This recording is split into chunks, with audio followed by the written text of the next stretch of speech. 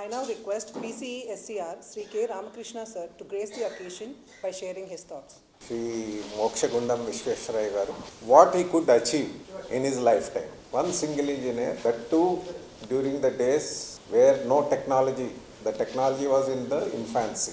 I mean, everything was done on a drawing board with simple pencil and a simple drafting skills with a T-square.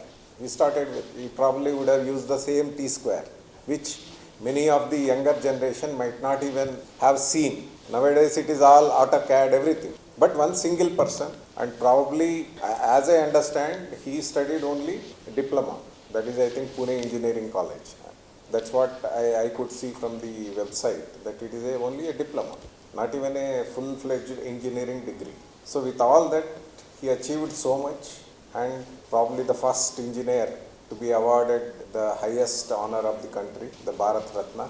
And I don't remember any other engineer getting a Bharat Ratna after that. Even though engineers are always on the forefront for anything, for any task, if you see, for any event, for any mega function, first thing they do is they call the engineers. They have to do dias, they have to do everything, arrangements. But in the end, someone else will take the limelight.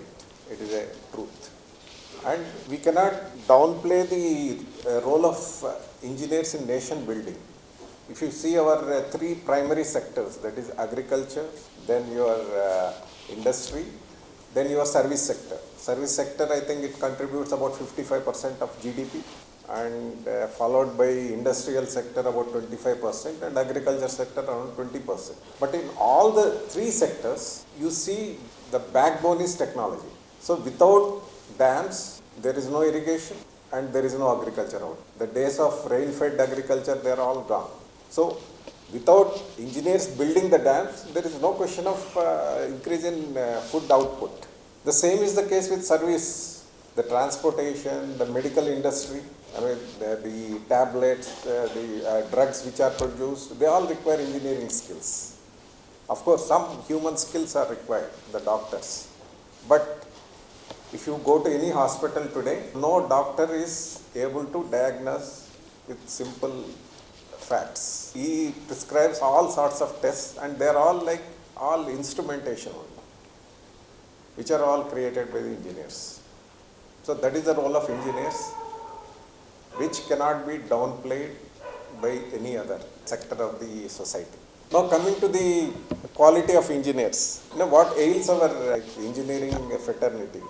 As you all know, we have got about 4,500 colleges producing graduates, I think in the range of 15 lakh in a year. 15 lakh graduates, engineering graduates are coming out, which is more than the population of, I think, maybe 50-60 countries in the world.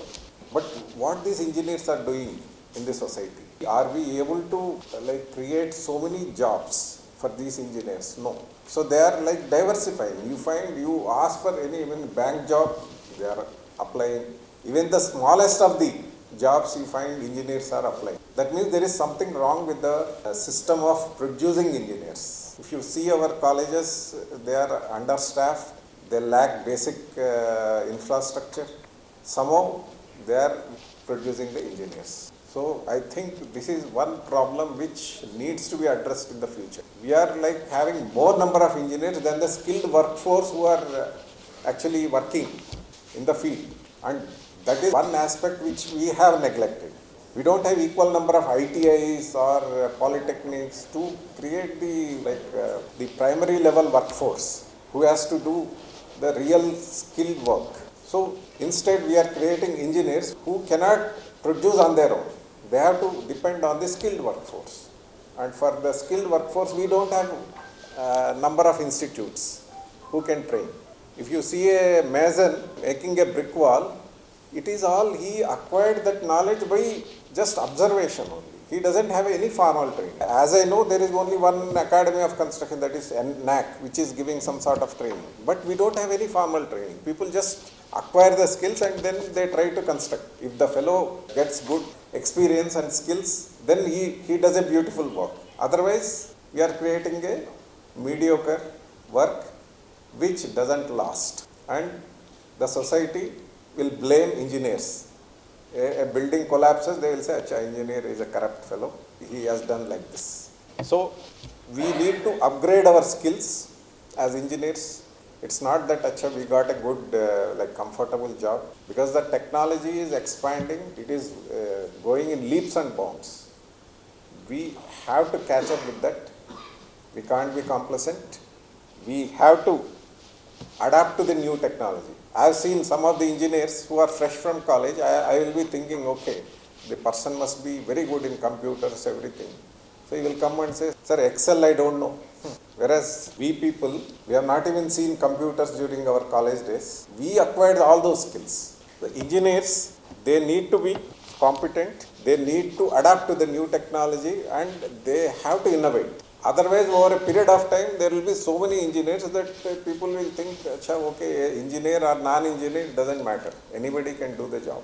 The role of engineer will go away. So let us rededicate ourselves on this occasion of Engineers Day, and let us take a pledge that we will do our duties as a true professional engineer, and let us be truthful to our profession.